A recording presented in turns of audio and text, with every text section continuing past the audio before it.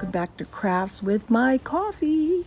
Today I am going to attempt to make some really pretty beeswax food wrapping cover-uppers. And while I'm waiting for my beeswax to melt, it's in this slow cooker. Lord knows what I was doing with this before, because there's a spoon in here and a little spoon in here and a bigger spoon, but they're all melting, and this poor thing. And I have pure beeswax right here, but I have to wait till this melts. While we're waiting for that to melt, I will tell you what I've learned from my research on these beeswax wraps. Now, first of all, there are two ways to make these. There are just using plain beeswax, and there is a method of using beeswax. I forget what oil it is. I think it can be any oil, like coconut oil, almond oil, any of those kinds of oil, and this pine resin or pine rosin. The pine resin rosin gives it the stickiness that will adhere to, just like cling wrap and plastic wrap. Now, from the different articles I've read, there's like a bit of controversy. Do I really want pine rosin in my food wrap? Do I really need it to be that sticky? Some people say just go straight beeswax, and then if it's not clinging really well, use the heat of your hand to mold around a bowl or something, or just simply use an elastic band, without adding the pine, because it can, in high doses, that pine resin is what they use in carpentry, and it can be toxic. But I don't think if you want to use that, then you Google and try and find ones that are made specifically for food wraps. So don't just go to your hardware store and buy pine resin. So some of the methods are just dipping it in the beeswax, putting them on a cookie sheet and putting them in the oven. And for me, I am going to use a cookie sheet, and I'm just going to paint it on the cookie sheet and then spread it around really evenly with my famous separator. And go from there. I'm going to cut them the size of the cookie sheet, and that'll give them uniform sizing. So once this beeswax gets melted, we will get on our way.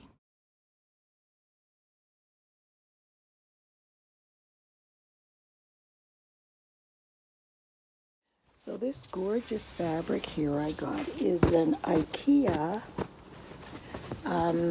It was a duvet cover, and we never used it. And they recommend that your fabric is 100% cotton.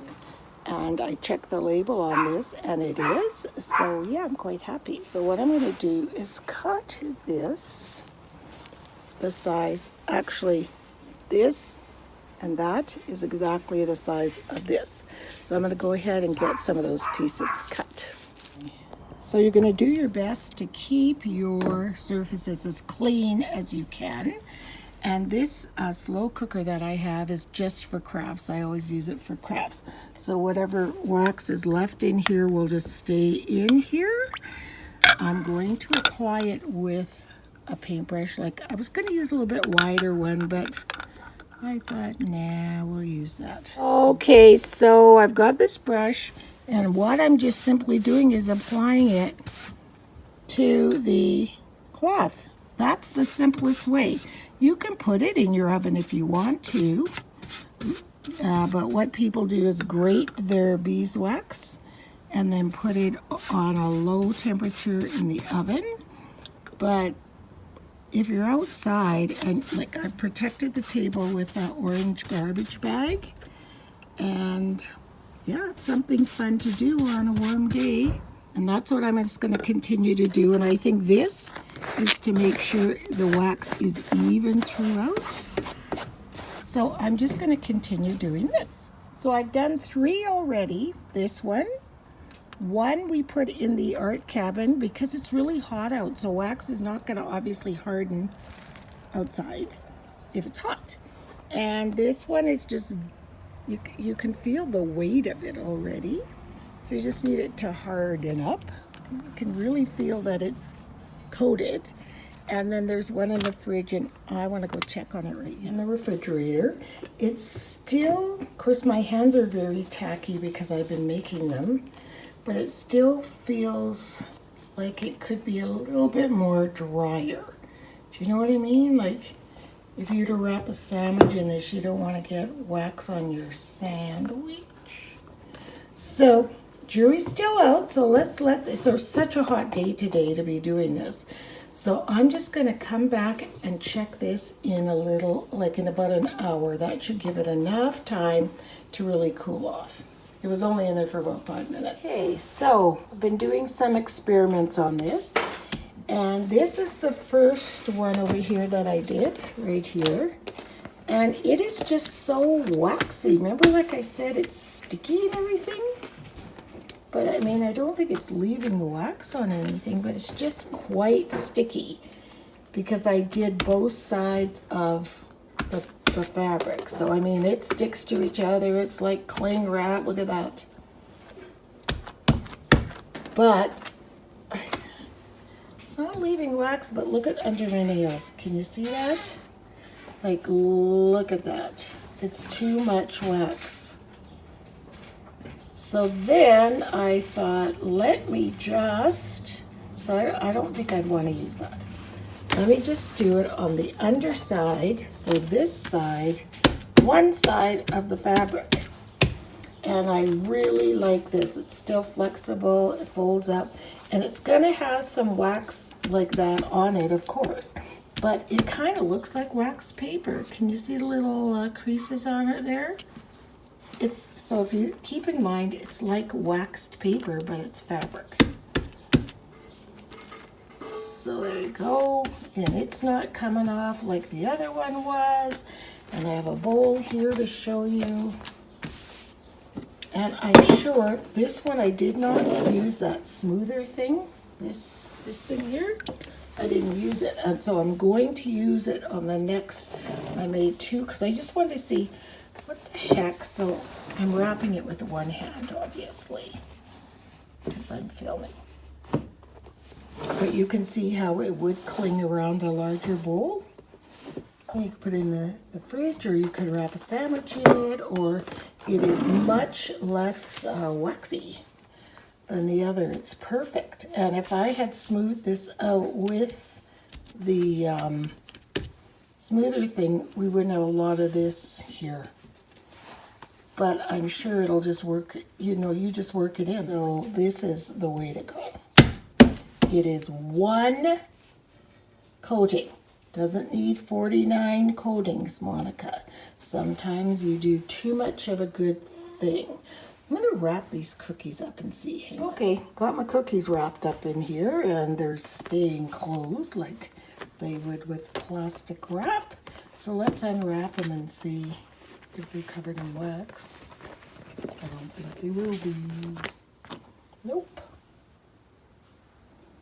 They don't smell waxy. No, they're just fine. These are cool. So I'm going to keep at it, and I will be back when I get it perfect. I just wanted to show you how it was so far. And then for washing, you can wash them. Do not wrap, obviously, meat in these because there's nothing to get the bacteria or the germs, especially raw meat, out of this. Okay guys, I'm in the house now. This is the next day. I wanted to test my wraps, and we'll go check on it in a minute. I wrapped some cheese in it. So I'm back. I figured out the problem. Like I said, it was way too much wax. And it's almost impossible not to get too much wax. So I've got my sheets. I got this down to a assembly line here. I just take my brush. Just try to just lightly cover all the fabric, one side only, and you can kind of see where the fabric, see in there, you can see it's not wet, so you just want to make it lightly wet, and then what I did on the table, you can't see because I'd have to move the camera. But on the table beside me, I have some kind of freezer wrap paper. It's a card table, and it's just got covered in freezer wrap paper to protect the table. And I lay my pieces on top of there. So that's got more than enough wax on it. So I'm just going to lift it up and take it over to the table just to cool off for a little bit. Okay, one thing I highly recommend if you're going to do this more than anything is a scraper. Any kind of scraper. You could probably use a really firm piece of cardboard, or you could take a plastic ruler and break it, or like this, and break a piece off so you could scrape. You need a scraper, in my opinion.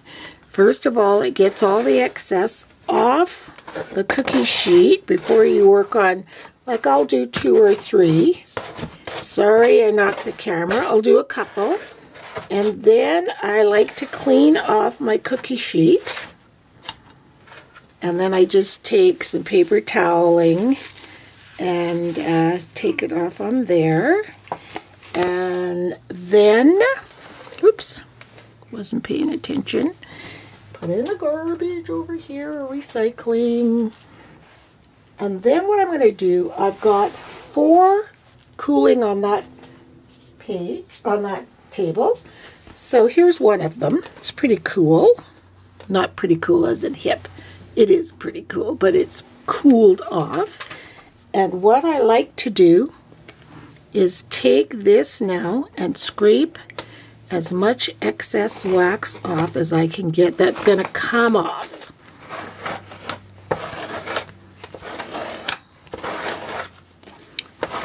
Just like giving it its final kind of...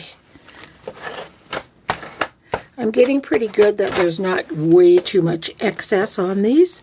So there, you can see it here. And I just like to get those little bits off and trim my strings, because I didn't cut my... This was one huge sheet. I didn't cut it. I tore it. You know how you rip it. And then I'll just cut the strings. This is kind of my final little finishing up of it. Cut all these excess unnecessary strings. And we're good to go. Excess wax, nobody needs. One thing about beeswax though, if you get it on your food, it's beeswax. There couldn't be anything more natural, or it's not bad for you. So here we've got one little one right here, all ready to go. Like for example, if I wanted to put it over top of my soda, not that I would, but say you had something this size, you just put it over top, cling it down just like you would cling wrap.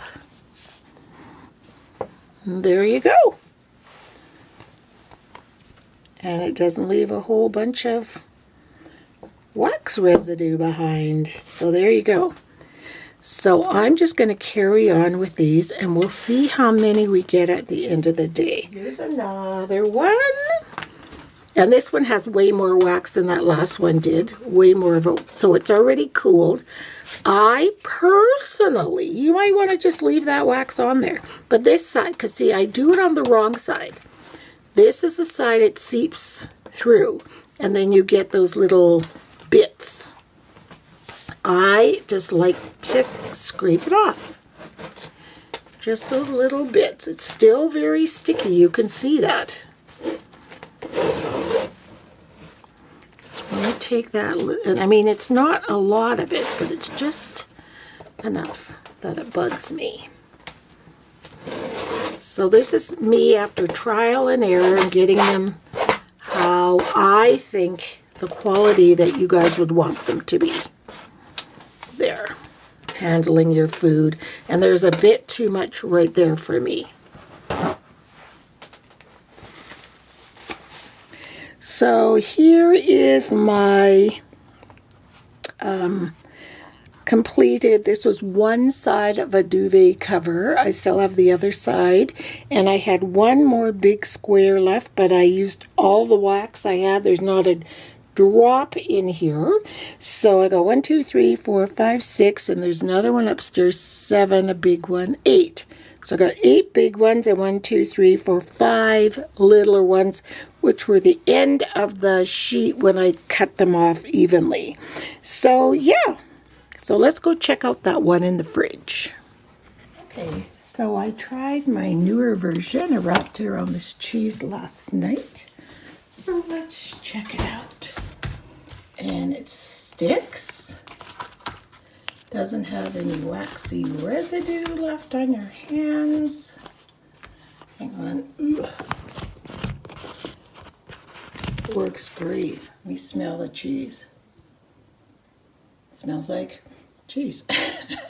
Like it didn't take on any odor of the beeswax, and look, it clings really well. So yeah, that's the way to go, guys. So I hope you guys give this a try. Sure is a lot better for the environment. After I just heard on the news today that countries that were sent recycled plastic are returning it back to the countries. All that recycled plastic is coming back.